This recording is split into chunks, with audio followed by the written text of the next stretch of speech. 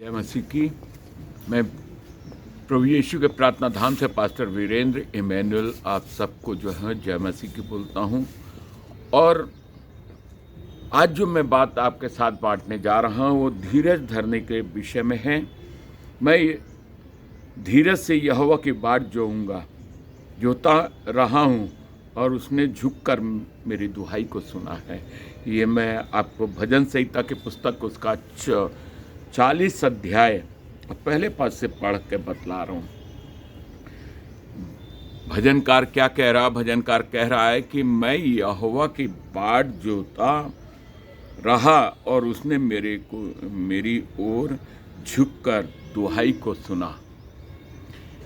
आदमी को पेशेंस नहीं होता। प्रॉब्लम ये है मनुष्य के साथ में कि पेशेंस नहीं है, थोड़ा सा भी धीरज नहीं धर सकते, क्योंकि बाइबल बतला रही कि मैंने धीरज धर के यहोवा की बाट जोही और उसने झुककर मेरी सुनी। जब हम धीरज धरते हैं तो परमेश्वर भी अपने सब कामों को छोड़ के हमारी ओर झुक जाता है और वो हमारी सुनता है। पता नहीं आपके जीवन में कैसा अवसर आया कि नहीं आया। मैं आपको इनकरेज करना चाहता हूं कि लोग चाहे कुछ भी कहें, लेकिन उन लोगों के बात पे विश्वास मत कीजिए। हमेशा यहोवा की बाट जोना है, यहोवा का इंतजार करना है, उसके समय का इंतजार करना है। मैं आपको यहाँ यहोशू की पुस्तक उसका 14 अध्याय से इनकरेज करूँगा। 14 अध्याय में कालेब और यहोशू जो हैं गए जासूस बनके, क्योंकि जो प्रतिज्ञा के प्रदेश परमेश्वर ने उन्हें बताया था उस प्रतिज्ञा के प्रदेश में उन्हें जाना पड़ा। मूसा ने उन्हें भेजा और जब वो 12 लोगों को मूसा ने भेजा था और उसके बाद जो है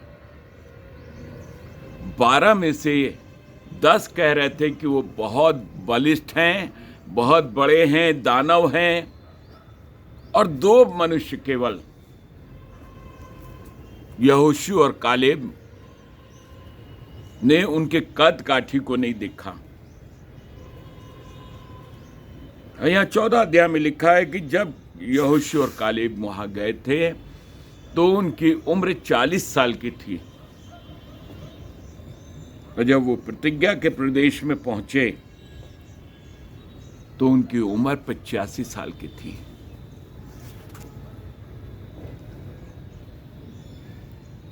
क्या किया उन्होंने? परमेश्वर का इंतजार किया 45 इयर्स। क्या हम इतना इंतजार कर सकते हैं? आज के ज़माने में हमारे पास समय ही नहीं है इंतज़ार करने का। लेकिन मैं आपको इनकरेज करना चाहूँगा, धीरज धरने से बड़े बड़े काम हो जाते हैं। यदि आज तक आपने इस फॉर्मूले को नहीं अप्लाई किया है तो आज मैं आपको इनकरेज कर रहा हूँ, बी पेशेंस, धीरज धरें और परमेश्वर के समय का इंतज़ार करें। मैं यहोवा के पास गया और उसने मुझे सुन ली और मुझे पूरी रीति से निर्भय किया। हम नहीं जानते कि आपके जीवन में क्या घटना घटी है, लेकिन अगर डॉक्टर्स भी आपके नेगेटिव रिपोर्ट दे रहे हैं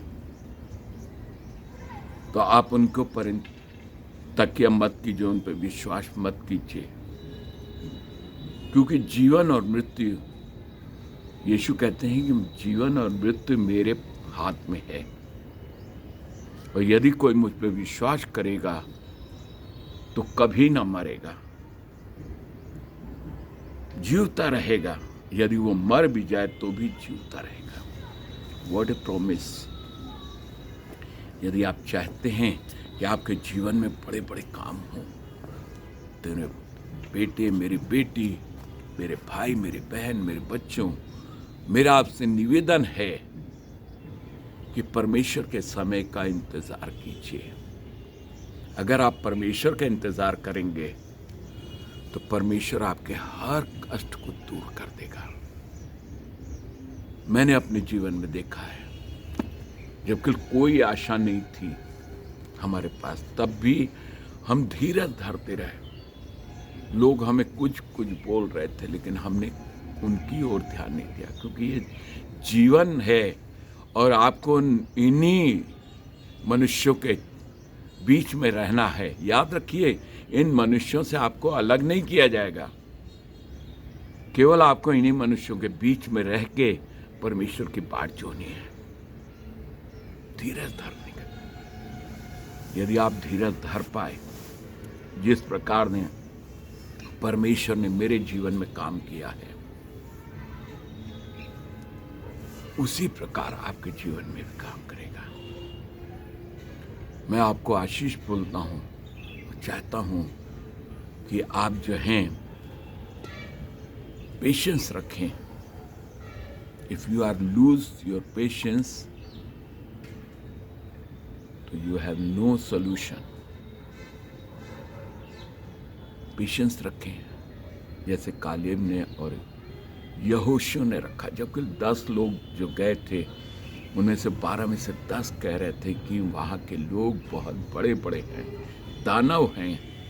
लेकिन केवल यहोशू और कालेब ने कहा कि नहीं, परमेश्वर ने वो देश हमें दे दिया है।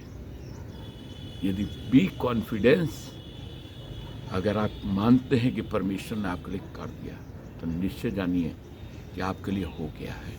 प्रभु आपको आशीष दे।